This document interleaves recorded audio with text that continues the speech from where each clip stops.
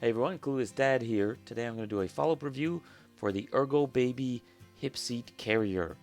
Recently, while I was bringing my kid to yet another audition for a TV commercial, there was a mom there who was there with her daughter, and she saw me and she's like, "Hey, you're that guy. I recognize you from YouTube. I was watching your Ergobaby hip seat carrier unboxing video." And so first of all, I want to say thank you to this mystery lady. I didn't actually get your name, but thank you so much for taking a picture with me. You totally made my day, and your daughter's super cute, and I hope she got the job. And so, anyway, going back to the story, luckily we happen to have our Ergobaby carrier there with us because we use it to bring our kid. So I actually let her try it out and see how they liked it, and I tried to give them some feedback. But then this whole episode reminded me, like, hey, maybe I should actually do a follow-up review video for my channel. So even if you don't bump into me, you can actually find out how I like this thing. So where to start? So as we live in Hong Kong and take public transportation to get around, we end up using this hip seat carrier a lot, like way more than we actually use our stroller. So for the stroller, we use it if we're going to go for like a walk around the river, or maybe go to the supermarket, which is nearby. But anything involving the subway, 99 times out of 100, we end up using the hip seat carrier because it's just way more convenient.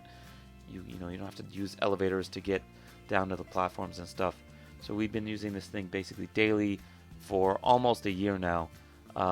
We use it at home, we use it when we go on trips, we use it on the train, we use it on the plane, we use it on the boat, you name it, we use it there, just because it's so much more convenient. So let me share some feedback from all this usage. So first of all, it has held up really well, except for some slobber stains where my kid likes to chew on it once in a while. The straps, the seat, the belt, etc., they're all in basically good as new condition. Our kid weighs 22 pounds now, which is like 10 kilograms, and he hasn't worn it out in the least. It's been so long since we switched from the regular Ergobaby 360 to this hip seat carrier that it's hard for me to do a side-by-side comparison. I think usage-wise, they're almost identical. The main difference is basically the hip seat.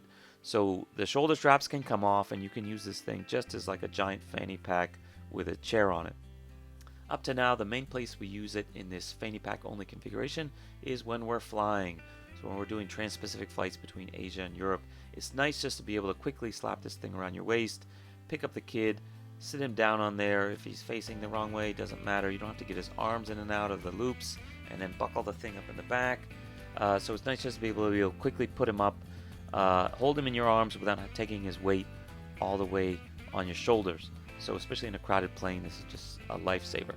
So I really, really like it. Even if we only use this once in a while, when you need it, it's really helpful.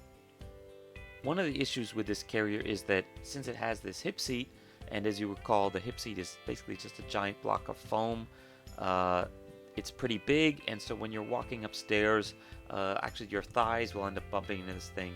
And when you have a kid on there weighing down on it, that actually starts getting kind of annoying. So especially if you're like walking up a lot of stairs all the time, or you're going on a hike, you will probably notice it. If you're just doing like everyday stuff around, probably not a problem. But especially with my kid in there, it pushes it down. And if I'm going up hills, you start kind of like lifting up the kid every time with your thigh, and it starts getting kind of annoying. So there's an easy solution, of course, and the solution that we found is to turn this thing into a backpack. So if you just basically flip it around and put the shoulder straps around the front, with the kid in the back, it totally works really well. And so we found this out when we went hiking, and it's really awesome. And so whenever I do any hiking, I keep the kid in the back, and he actually seems to enjoy it too. So the hardest part is actually getting the kid in and out. So I would never actually try to do that completely by myself in the back configuration. But if you're there with your wife, or someone else who can help, once he's in, he's happy. Getting him out again, you need help again. So it's actually pretty comfortable. Our kid can even fall asleep in there. We were afraid he was going to kind of freak out, but he doesn't. Doesn't seem to bother his neck at all. And he can actually grab you, and sort of hold himself in there. So it gives him something for his arms to do, whereas he can't really do that if he's on the front. So those are the mostly positive aspects of my experience with the Ergobaby hip seat carrier. On the negative side, there are a few small nitpicks. The side pocket is actually not that big. Can't put that much stuff into it. As you saw in my original unboxing, the The solid block of foam in the fanny pack thing is kind of a waste of space. You could use it for storage space if you just design it a little bit better. So the only kind of major negative I have about this whole product is not when the kid is in it, but when the kid isn't in it. So it's actually really a pain to just carry around when you're not using it. It's got straps coming out everywhere, and some of them you can kind of snap together in Velcro, but it's still kind of ungainly. You got this big piece of foam in there. Maybe if they had in the zipper pocket like kind of one of those reusable bags that could basically hold it all together, that would be a lot better. But right now it doesn't have that. So one solution that we found is a product line from Ergobaby called the DAG series. This is a Japanese brand that I've done a video about, and I have another one coming. And they actually make collapsible hip seat carriers, not just a hip seat carrier, but a hip seat carrier built into like a shoulder bag. And check out my videos for that. I'll do the card on the side, so don't miss it. But anyway, back to the Ergobaby. Overall, it's very comfortable. You do get a little bit sweaty with it, but you know, what do you expect? You got a kid pressed up against you. One last tip, and this is not really a nitpick, but what I found when I'm using it is you do have a lot of weight pushing against your abdomen. You know, between the kid and the hip seat and the belt and all that, it kind of squishes you. So I definitely recommend going to the bathroom before you put it on. You know, just for number one. Obviously, number two, of course, too. But you know, I found that, you know, if I'm at a restaurant, I put it on, start walking, inevitably all that water I drank, plus the kid pushing on it, makes me have to go to the bathroom pretty fast. And trust me, you do not want to have to try to go to the bathroom when you have the kid in there.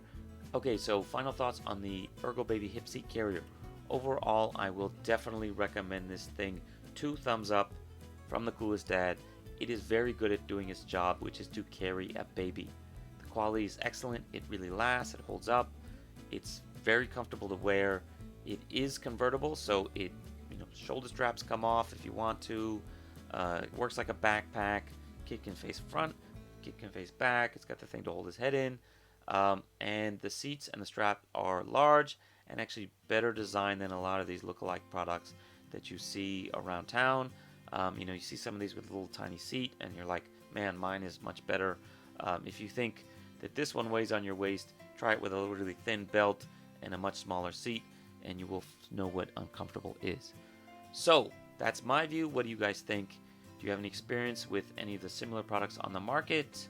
If you have any experience with this guy, if you have any questions, please leave them below and give us a thumbs up. And don't forget to subscribe. I mentioned in the last couple of videos, YouTube has basically demonetized smaller channels like mine. So help out the Clueless Dad, and thank you very much. See you next time. Bye.